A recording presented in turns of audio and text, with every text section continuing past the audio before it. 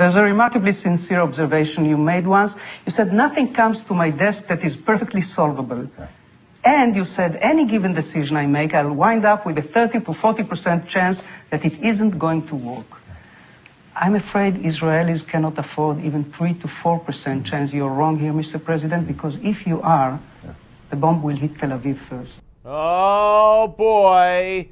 Welcome to Gimme 5. That's not a good way to endear yourself to Mr. Obama, the closest thing to a Jew to ever sit in the Oval Office. Oh, boy. Yeah, the bombs will hit Tel Aviv first if Obama's wrong. He's wrong. Let's hope the bombs don't hit. This was Channel 2's interview with, in Israel, Barack Obama, and this is on the subject of Iran specifically, and here's more. Well, let's back up on this. We have imposed the most effective sanctions on Iran over the course of the last 5 years that has led them to essentially lose a decade, perhaps, of economic growth. At the time, people were skeptical. They said, oh, sanctions aren't going to work. Then, we were able to force Iran to the negotiating table because of the effectiveness of the sanctions. Oh, my goodness. He's a hero, isn't he? He's a hero. Now, he's about to make the false claim that Iran has complied. You'll hear this within this Gimme 5. That Iran has complied, and everything he's done has been, everything he's predicted has come true. And even if that were the case, Israel's supposed to rely on a prediction, the world is supposed to rely on a prediction from you, Mr. Obama, that Iran won't get a nuke, that they'll abide by an agreement that they've signed? Watch. In exchange for some modest relief in sanctions, Iran is going to have to freeze its nuclear program, roll back on its stockpiles of very highly enriched uranium, the very stockpiles that Prime Minister Netanyahu had gone before the United Nations with his picture of the bomb and said that was proof of how dangerous this was.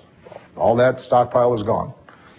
And in fact, at that time, everybody said this isn't going to work. They're going to cheat. They're not going to abide by it.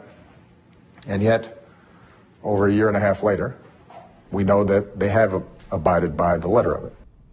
That's a lie.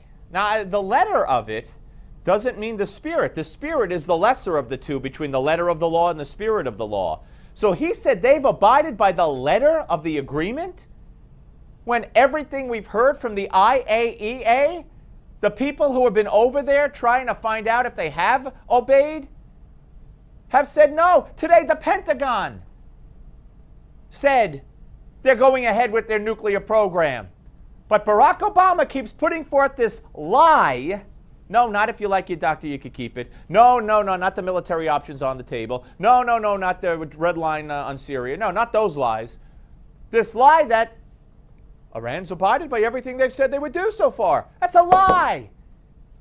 We either know differently or we don't know enough to say that because they won't let us see it. But he just keeps saying it. More.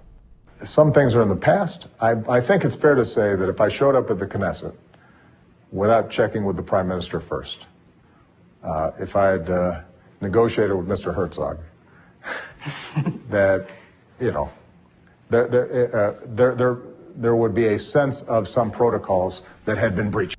That's why he's ticked off at Netanyahu for speaking before Congress. Here's more. I am less worried about any particular disagreement that I have with Prime Minister Netanyahu. I am more worried about what I described earlier, which is an Israeli politics that's motivated only by fear, and that then leads to a loss of those core values that when I was young and I was admiring Israel from afar, were what were the essence of this nation. There are things that you can lose that don't just involve rockets. He admired Israel from afar as a child? My butt, he did. He didn't then, he doesn't now.